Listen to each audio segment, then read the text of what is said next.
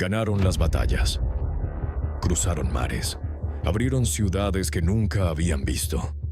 Y aún así, no fueron recompensados. Los bereberes conquistaron tierras para un imperio que no los respetaba. Murieron en primera línea, custodiaron fronteras imposibles y recibieron lo peor del botín. En Al-Ándalus ocuparon montañas frías, suelos pobres, márgenes olvidados.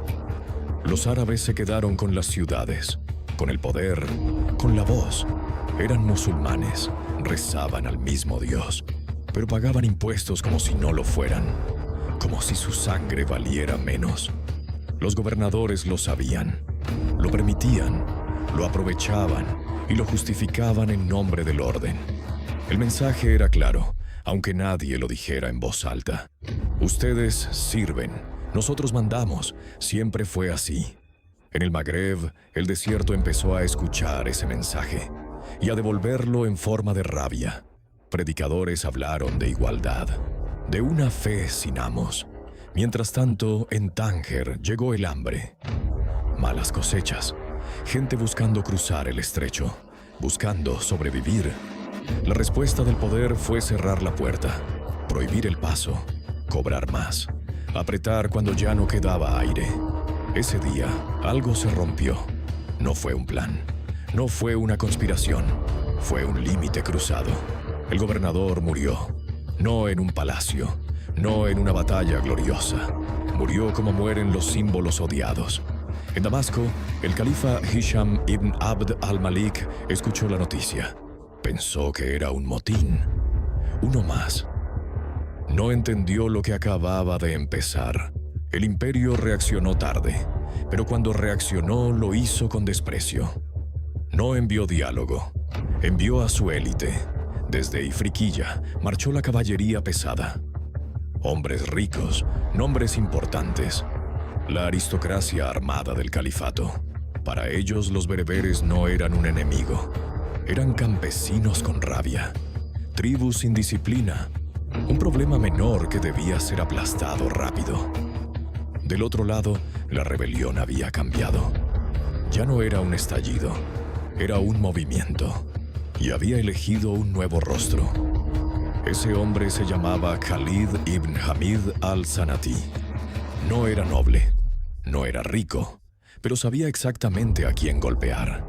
Sabía que el imperio confiaba demasiado en su armadura, en su apellido, en su idea de superioridad, y decidió usar eso en su contra. Los bereberes no formaron filas perfectas, no esperaron una batalla limpia. Hostigaron, cansaron, aislaron. La caballería árabe avanzó confiada, buscando una victoria rápida, un castigo ejemplar. Nunca vieron la trampa cerrarse. Cuando el choque llegó fue brutal, sin gloria, sin control. El combate se convirtió en matanza. Los nobles cayeron uno tras otro, hijos de familias poderosas, hombres criados para mandar. Murieron rodeados por quienes despreciaban. La historia la recordaría como la batalla de los nobles. No por la estrategia, sino por el mensaje. La élite podía morir. La noticia corrió como fuego. No era una revuelta local, no era una anomalía, era una amenaza real.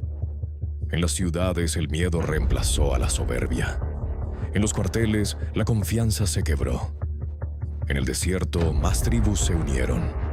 El ejemplo ya estaba dado. El imperio entendió que había cometido un error. Uno grave, pero todavía creía tener una última carta. Una fuerza traída desde lejos para aplastar todo. La masacre de los nobles sacudió Damasco. Ya no había excusas. Ya no había margen. Esto debía terminarse. El califa Hisham ibn Abd al-Malik ordenó una respuesta total. No una expedición punitiva. No un castigo. Una demostración de poder. Desde Siria marchó un ejército enorme. Veteranos de campañas lejanas, regimientos disciplinados, la furia organizada del imperio. Al frente iba Kulthum ibn Iyad al-Kasi, nombrado gobernador, encargado de restaurar el orden y de borrar la humillación. Con él viajaba su sobrino, Balj ibn Bishr al-Qushayri, joven, ambicioso, convencido de que la victoria era inevitable. Cuando llegaron al Magreb, el choque no fue con los bereberes, fue con sus propios aliados. Desprecio, arrogancia, órdenes ignoradas. Sirios y árabes locales desconfiaban entre sí.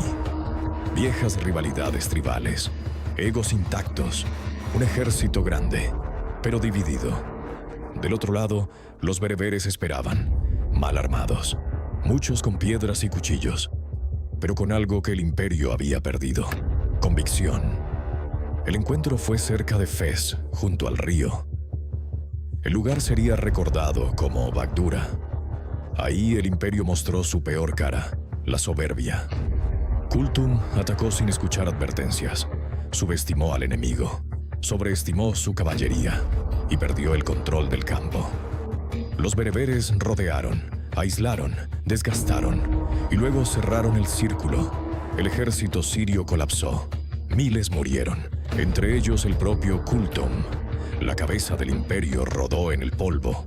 Los supervivientes huyeron, no hacia la victoria, sino hacia Ceuta, atrapados entre el mar y la derrota. La respuesta definitiva había fracasado. El imperio había apostado todo y había perdido su ejército más temido. Pero el desastre aún no había terminado.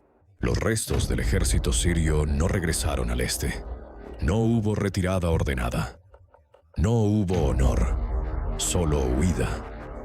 En Ceuta quedaron atrapados, derrotados, sin refuerzos, rodeados por hombres que habían aprendido a no temer al imperio. Al otro lado del estrecho estaba Al-Ándalus, un territorio tenso, frágil, sostenido por pactos que podían romperse en cualquier momento. El gobernador andalusí lo sabía. Si los dejaba morir, perdía soldados. Si los dejaba pasar, traía un nuevo enemigo. Eligió el mal menor. El acuerdo fue simple. Cruzan, aplasten la rebelión y se van. Pero los imperios no se salvan con promesas, se salvan con fuerza. Y quien trae la fuerza rara vez renuncia a usarla.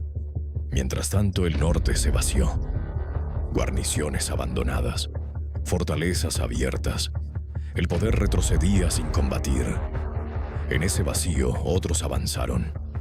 Reinos cristianos, tierras sin defensa, fronteras que nunca volverían a cerrarse igual. Los sirios derrotaron a los bereberes en la península.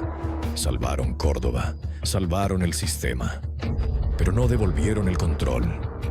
Una vez dentro, exigieron gobernar, y cuando se les negó, tomaron lo que querían, por la fuerza.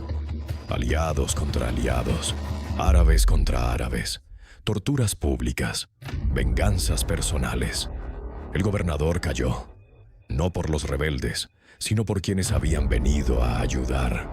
El remedio fue peor que la enfermedad. En el Magreb, el imperio nunca recuperó el control total. El territorio se fragmentó. La autoridad se diluyó.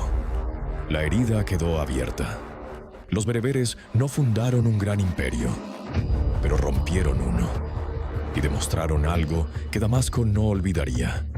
No se puede construir un mundo nuevo humillando a quienes lo sostienen.